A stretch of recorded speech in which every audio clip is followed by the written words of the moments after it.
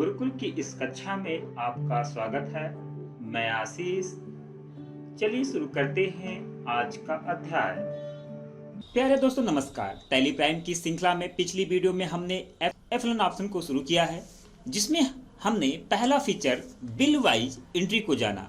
कैसे bill wise entry के माध्यम से हम अपने देनदार और लेनदार के बिलों को मैनेज कर सकते हैं, उसी कड़ी को आज आगे हम बढ़ाते हुए F11 का next feature, next option cost centre को हम आज डिस्कस करेंगे। जिस तरह हर व्यक्ति की जरूरत और आवश्यकता अलग अलग होती है, उसी तरह सभी बिजनेस का स्वरूप और नेचर भी अलग अलग होता है। जैसे किसी का बिजनेस बड़ा होता है, किसी का बिजनेस छोटा होता है, किसी के पास 2 एम्प्लॉय होते हैं, किसी के पास 100 एम्प्लॉय होते हैं। और उन्हीं नेचर को ध्यान में रखकर टैली सॉफ्टवेयर ने हमें कुछ फीचर प्रोवाइड किए हैं, जिन्हें हम अपनी आवश्यकता अनुसार यस या नो करते हैं। किसी कोई बिजनेस तभी सफल होता है जब हम उसमें खर्चों पे कंट्रोल करें।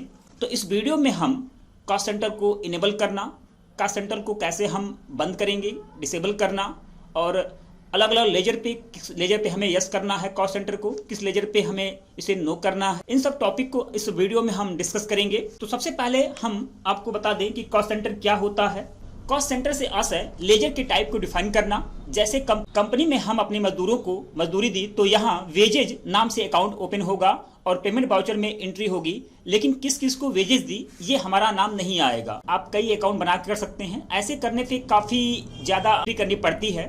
तो इसका जो एक उपाय है कॉस्ट सेंटर, उनके नाम छोटे छोटे लेजर क्रिएट करने एंट्री करें तो काफी रिकॉर्ड बढ़ जाएगा। इससे बचने के लिए हम वेजेस का कॉस्ट सेंटर बना देंगे और वाउचर एंट्री में सारी डिटेल अपने आप फिल हो जाएगी। सरल शब्दों में ऐसा समझें कि कॉस्ट सेंटर से मतलब अपने खर्चों को जानना, या ये समझें कि कॉस्ट सेंटर द्वारा हम अपने बिजनेस के इनकम और एक्सपेंसेस को उनके नेचर के अनुसार डिस्ट्रीब्यूट कर सकते हैं। तो जिन भी लेजर पे हमें कॉस्ट सेंटर यस करना होता है, उन लेजर पे हम F11 से यस करते हुए उस लेजर पे हमें कॉस्ट सेंटर को यस करना होता है। तो अगर हम कॉस्ट सेंटर के ऑप्शन F11 से यस करते हैं और उसे उस लेजर में अगर ऑफ कर देते हैं, डीएक्टिवेट कर देते हैं, तो वो आगे हमें उससे खर्चों से डिटेल पूछना बंद कर देता है। तो इन कॉस्ट सेंटर को हम उदाहरण से समझेंगे। एक तो पहले मैं एक्सपेंसेस से रिलेटेड वीडियो जो कि आज होगा, और एक वीडियो में कल जो कि सेल के साथ हम ये देखेंगे कि अगर हम हमारे कोई डिपार्टमेंट में 2 या 2 से अधिक सेल्समैन है, उन्होंने क्या क्या माल सेल किया, उनकी सैलरी क्या है, तो एनालिसिस करने के लिए हम सेल्स वाउचर यूज करेंगे। तो अभी हम वेतन पे, बिजली पे और विज्ञापन पे, जैसे हम अपने व्यवसाय में किसी को सैलरी देते हैं और हमारे एम्प्लॉय हैं, तो उसे हम कॉस्ट सेंटर बनाकर कैसे मैनेज करेंगे। अगर हमारे गोदाम का बिल, ऑफिस का बिल और कारखाने का बिल, बिजली का बिल हम पेमेंट करते हैं, अगर हम बिजली का बिल किसी भी एंट्री करें तो हमें ये पता नहीं चल पाएगा कि हमारे बिल कितना आ रहा है, ऑफिस का कितना आ रहा है, कारखाने का कितना आ रहा है।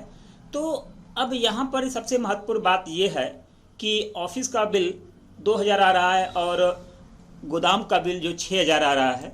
कहीं ऐसा तो नहीं कि कोई एम्प्लॉय या कोई वर्कर लाइट को बिना यूज ही उसको ऑन करके छोड़ दे रहा है, तो इन खर्चों पे या बिल क्यों ज़्यादा आ रहा है। कहीं ऐसा नहीं कि मीटर ज़्यादा लोड ले रहा है, तो इन सब की ट्रैक कैसे हो पाएगा। तो इन सब का जो ट्रैकिंग है या इन सब का जो पता हम कॉस्ट सेंटर बना के ही कर पाएंगे। 1 बाय 1 हम इन तीनों एक्सपेंसेज को कॉस्ट कैटेगरी और कॉस्ट सेंटर बना करके सीखेंगे। चलिए शुरू करते हैं आज का अध्याय। तो आज हम इन क्वेश्चन के माध्यम से कॉस्ट सेंटर को समझने का प्रयास करेंगे कि जैसे हम सैलरी का पेमेंट करते हैं 20,000 रुपये, और हमारे जो एम्प्लॉय हैं वो रावी हैं, मुकेश है और अमन हैं। तो इस तरह इलेक्ट्रिसिटी बिल का हम पेमेंट करते हैं 12,000 रुपये। तो जो हमारा बिल है वो ऑफिस पे 2,000 है, फैक्ट्री पे है, गोदाम पे 6,000 रुपये है। और हमने विज्ञापन पे खर्च किया है, तो न्यूज़पेपर पे, टीवी पे और वॉल पेंटिंग पे। तो इन तीनों क्वेश्चन को हम कॉस्ट सेंटर के माध्यम से रिकॉर्ड करेंगे और पूरी नई कंपनी के साथ। तो चलिए टैली सॉफ्टवेयर ओपन करते हैं। सबसे पहले हम गेटवे ऑफ टैली से कंपनी से क्रिएट ऑप्शन से एक cost centre Gurukul company create कर लेते हैं और एड्रेस स्टेट यूपी इंटर को प्रेस करते हुए कंपनी को एक्सेप्ट कर लेते हैं। जैसे एक्सेप्ट होता है, कंपनी हमारी स्टार्टअप स्क्रीन यानी F11 की स्क्रीन आ जाती है। यहाँ पर हमारे वे फीचर्स जो हमारे व्यवसाय के लिए आवश्यक होते हैं उन्हें हम यस कर लेते हैं। तो पिछले क्लास में हमने मेंटेन बिल वाइट को यस किया है, और जिन फीचर को हम सीख चुके हैं उन्हें यस सकते हुए चलेंगे कि वो आगे भी हमें उसे समझ में आए। तो बिल वाइट डिटेल को हम यस करते हैं और उसके बाद कॉस्ट सेंटर को भी हम यस करेंगे। और इसके बाद अभी जीएसटी को हम नो रखेंगे और इसे एक्सेप्ट करते हुए हम इंटर को प्रेस करते हुए, और यहाँ पे अगर आपकी कंपनी पहले से बनी हुई है और फिर से आपको F11 वाली स्कीम लानी है, फीचर वाली स्कीम लानी है, तो यहाँ लेफ्ट साइड में कंपनी अल्टर के और यहाँ पर फीचर्स जिसका शॉर्टकट है F11 दबा करके आप कॉस्ट सेंटर को यस कर। इसके बाद अब हम कुछ बेसिक लेजर क्रिएट करेंगे कॉस्ट सेंटर के लिए। तो यहाँ पर हम salary account under indirect expenses, एक महत्वपूर्ण बात, जैसे हमने कॉस्ट सेंटर वहाँ से एक्टिवेट किया, लेजर के साथ एक फीचर्स कॉस्ट सेंटर का यहाँ पे हमें दिखाई दे रहा है। तो अब जिन लेजर के लिए आपको कॉस्ट सेंटर इनेबल करना है, एक्टिव करना है, उसे आप यस किया करें, और जिन लेजर के साथ आपको कॉस्ट सेंटर नहीं क्रिएट करना है तो उन्हें आप यहाँ पे नो कर दिया करें। जैसे अगर आप परचेज के लिए अगर आप यहाँ पे यस कर देंगे तो परचेज के लेजर के साथ कॉस्ट सेंटर आएगा और बिना कॉस्ट सेंटर आप दिए आप यूनिटी को पास नहीं, तो ये प्रॉब्लम वहाँ पे क्रिएट होती है। तो आप ध्यान रखें, जब भी आप लेजर बनाएं तो कॉस्ट सेंटर अपने बिजनेस के अनुसार या अपने ज़रूरत के हिसाब से यस या नो करें। तो हम यहाँ पे सैलरी के साथ कॉस्ट सेंटर बनाना चाहते हैं तो इसे यस करेंगे और यहाँ पर एक्सेप्ट करेंगे। इसके बाद हमारा जो दूसरा लेजर है ELEC इनडायरेक्ट एक्सपेंसेज,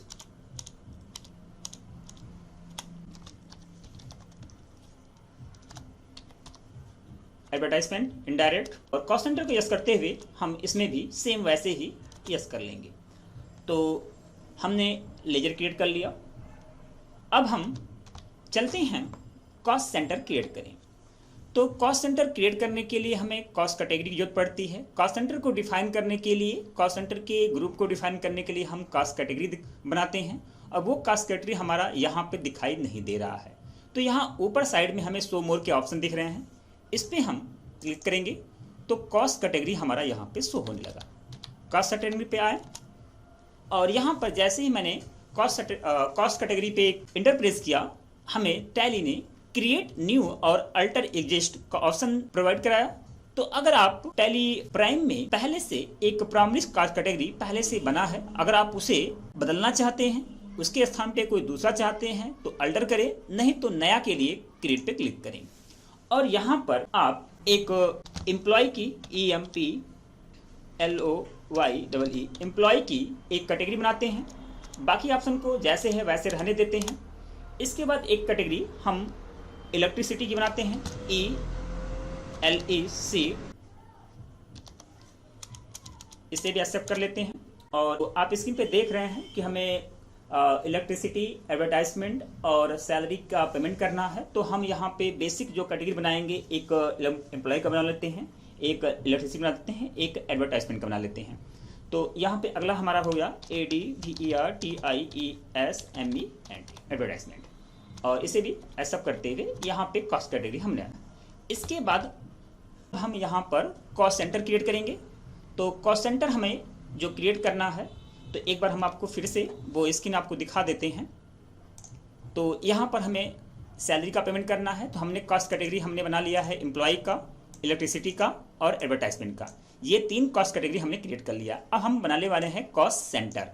तो कॉस्ट सेंटर में जिन्हें सैलरी का पेमेंट करना है वो बनाना होगा, और जो हमारी बिलिंग है वो यहाँ पर ऑफिस का, फैक्ट्री का, गोदाम का, वो कॉस्ट सेंटर बनाएंगे। और जो हम एडवर्टाइजमेंट यानी कि जो हम विज्ञापन पे खर्च कर रहे हैं, और मुझे ये जानना है कि हम विज्ञापन के किस आइटम या किस मद पे खर्च कर रहे हैं, तो हम इस पे कॉस्ट सेंटर बनाएंगे।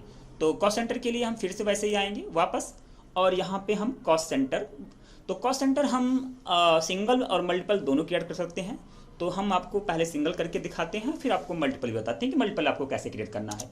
तो सिंगल में हम यहाँ पे जैसे ही कॉस्ट सेंटर में आएंगे तो ऊपर हमारा कैटेगरी शो कर रहा है यहाँ पर, तो कैटेगरी में वापस जाएं और यहाँ पे स्पेस का प्रयोग करें। तो यहाँ पर हमें जो मैंने कॉस्ट कैटेगरी क्रिएट की है, एडवर्टाइजमेंट, इलेक्ट्रिसिटी और एम्प्लॉय, और साथ में यहाँ पे एक प्राइमरी कॉस्ट कैटेगरी हमें पहले से दिखाई दे रही है, जो कि टैली प्राइम ने पहले से डिफॉल्ट में बना के रखा हुआ है। तो यहाँ पर हमें सबसे पहले हम एम्प्लॉय के अंतर्गत जो हमारे एम्प्लॉय हैं रवि, और SF। इसके बाद दूसरा है MUKE मुकेश और तीसरा एम्प्लॉय है अमन और इसे भी हमने, तो यहाँ पे ध्यान दें कि कॉस्ट सेंटर बना रहे हैं और कैटेगरी हमने इसके पहले बनाया है। इस कैटेगरी में हमें इन अमन को रखना है। तो शुरू में क्या करते हैं, आप बच्चे जब प्रैक्टिकल करते हैं तो यहाँ पे ध्यान नहीं देते हैं, उसे प्राइमरी कैटेगरी में ही रख लेते हैं।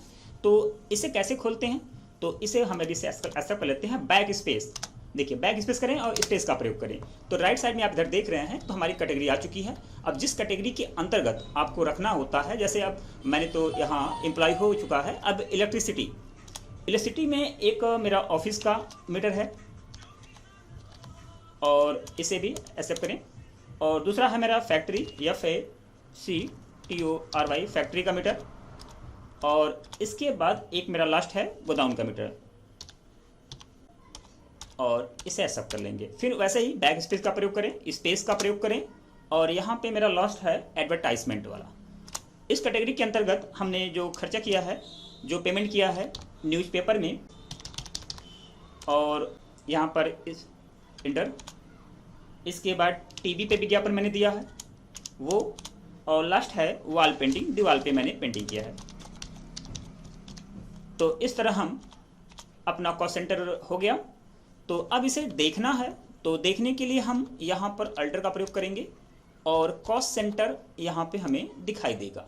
तो यहाँ पे हमें अमन एम्प्लॉय जितने मैंने कॉस्ट सेंटर जिस ग्रुप के अंतर्गत रखे हैं, जिस कैटेगरी, वो यहाँ पे दिखाई दे रहा है। मल्टीपल कॉस्ट सेंटर कैसे क्रिएट करते हैं, तो मल्टीपल कॉस्ट सेंटर क्रिएट करने के लिए हम चार्ट ऑफ अकाउंट में आएंगे और यहाँ पर कॉस्ट सेंटर में आएंगे और यहाँ पर हमें मल्टी मास्टर, तो यहाँ पे मल्टी क्रिएट और मल्टी अल्टर है। अगर आप बनाना है तो क्रिएट और बदलना है तो अल्टर। तो मल्टी क्रिएट में आए और यहाँ पर ऑल आइटम लेते हुए यहाँ पे कैटेगरी चुनते हुए आप कॉस्ट कैटेगरी को यहाँ पे बना सकते हैं। जैसे कॉस्ट कैटेगरी में हमारा एडवर्टाइजमेंट और कॉस्ट सेंटर में हम न्यूज़पेपर, टीवी और वॉल पेंटिंग, और यहाँ पर अगर हम एम्प्लॉय लेते हैं तो जितने भी हमारे एम्प्लॉय हैं कंपनी के, उनके सारे नाम हम कॉस्ट सेंटर में क्रिएट करेंगे। तो ये सारी चीज़ हमारी बन चुकी है। अब हम चलते हैं अपने खर्चों का पेमेंट करते हैं। तो खर्चों का पेमेंट करने के लिए हम वाउचर का यूज करते हैं और सारे जो पेमेंट होते हैं बिजनेस के, वो हम पेमेंट वाउचर के माध्यम से रिकॉर्ड करते हैं। और पेमेंट वाउचर का जो शॉर्टकट होता है F5 होता है। तो यहाँ पे पेमेंट वाउचर मेरा खुल चुका है। तो यहाँ पे हम सैलरी का पेमेंट करते हैं। अब जैसे ही हम सैलरी का पेमेंट करेंगे तो सैलरी मेरी जो पेमेंट है वो है, सैलरी का पेमेंट मेरा 20,000 रुपये। तो यहाँ पे हम 20,000 रुपया अमाउंट टाइप कर देंगे। अब हमसे टैली सॉफ्टवेयर ये पूछ रहा है कि ये 20,000 रुपये जो हम सैलरी पेमेंट कर रहे हैं वो किनको किनको कर रहे हैं। तो ये जो रिकॉर्ड है ये हम टैली, ये जो है ऑप्शन, ये हमारा कॉस्ट सेंटर ऑप्शन यस करने पे ही इनेबल हुआ है। तो ये समझे कि अगर हम कॉस्ट सेंटर इनेबल करते हैं तो हम सैलरी के कॉस्ट को डिफाइन कर पाएंगे कि हम सैलरी किसको किसको पेमेंट कर रहे हैं। तो अब जिसको जिसको आपने सैलरी पेमेंट किया है वो यहाँ पे दर्शाएं। तो यहाँ पर तो सबसे पहले तो कॉस्ट कैटेगरी क्या है आपकी, तो एम्प्लॉय। तो एम्प्लॉय आपकी कैटेगरी हुई और इसके अंदर जब स्पेस का प्रयोग करेंगे तो यहाँ पे आपका कॉस्ट सेंटर हो रहा है। तो कॉस्ट सेंटर में आपने जो सैलरी पेमेंट किया है वो किया है रवि को, आपको 5,000 रुपये। तो रवि की सैलरी आपने 5,000 रुपये दिया। और यहाँ पर मुकेश की जो सैलरी आपने पेमेंट किया है वो है 8,000 रुपये। इसके बाद जो लास्ट में सैलरी आपकी पेमेंट हुई है अमन की, वो है 7,000 रुपये। तो इस तरह आप देख रहे हैं कि हमने जो सैलरी पेमेंट किया है वो कैटेगरी वाइज आपने कॉस्ट सेंटर के माध्यम से रिकॉर्ड हो गया। हाँ, एक चीज़ और, अगर आपको अगर इसको अलग अलग, मान लीजिए आपके पास 20 एम्प्लॉय हैं तो आपको 20 बार एंट्री जनरेट करनी पड़ती, तो ये काफ़ी कठिन काम होता है। तो कॉस्ट सेंटर एक ऑप्शन, एक बेस्ट ऑप्शन है जिसके माध्यम से हम बहुत आसानी से ये ट्रैक कर पाते हैं और सैलरी के खर्चों को अब डिफाइन कर पाते हैं कि हमने किस खर्चों को किस मद पे या किसको दिया है। तो यहाँ पर हमने सैलरी, अब इसके बाद जैसे कैश, ठीक।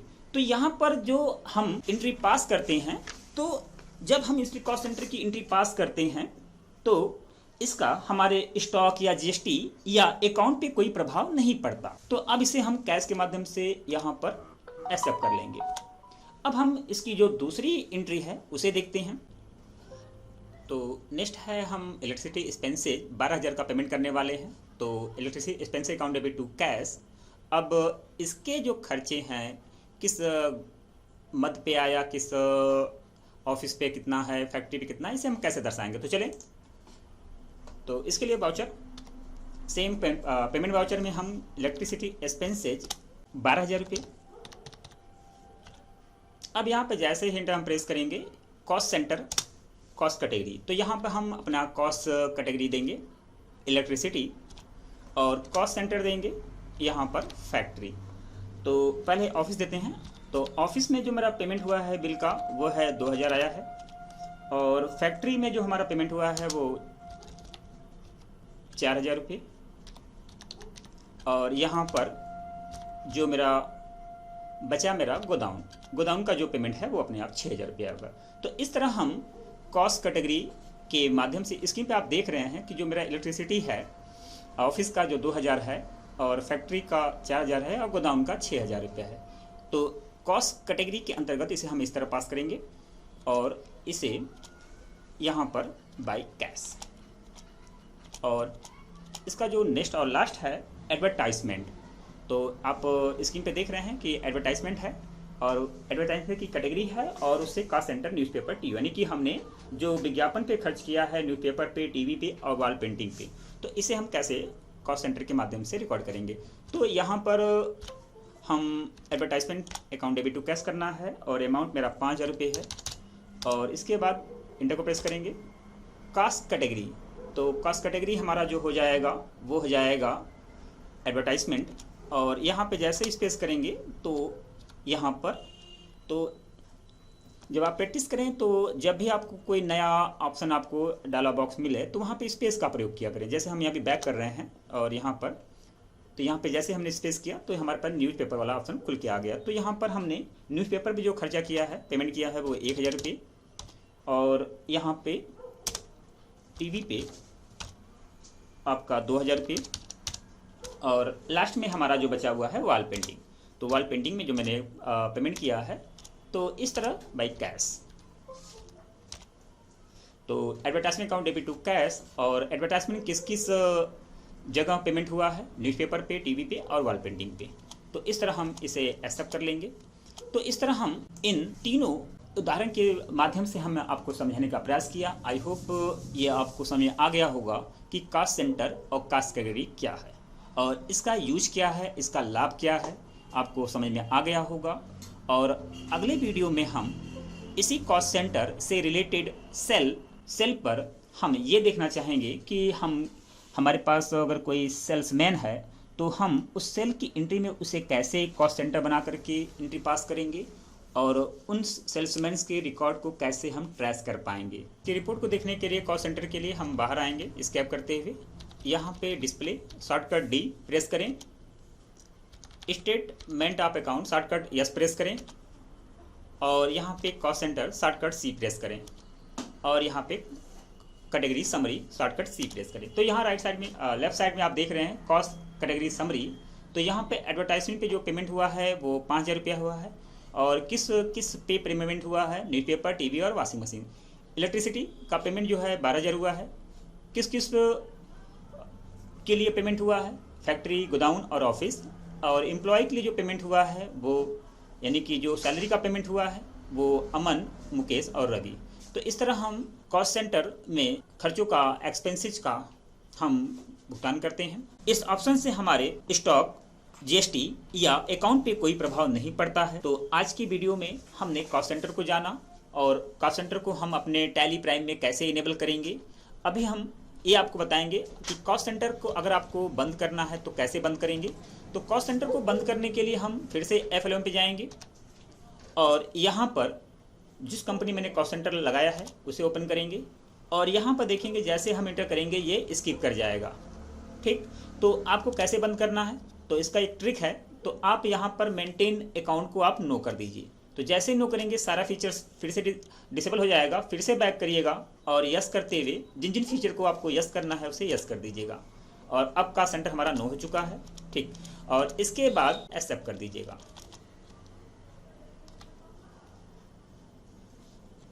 तो आज के लिए इतना ही। अगर आज का ये हमारा वीडियो आपको पसंद आया हो ज्ञानवर्धक लगा हो, रोचक लगा हो, उपयोगी लगा हो तो हमारे चैनल को लाइक करें, सब्सक्राइब करें।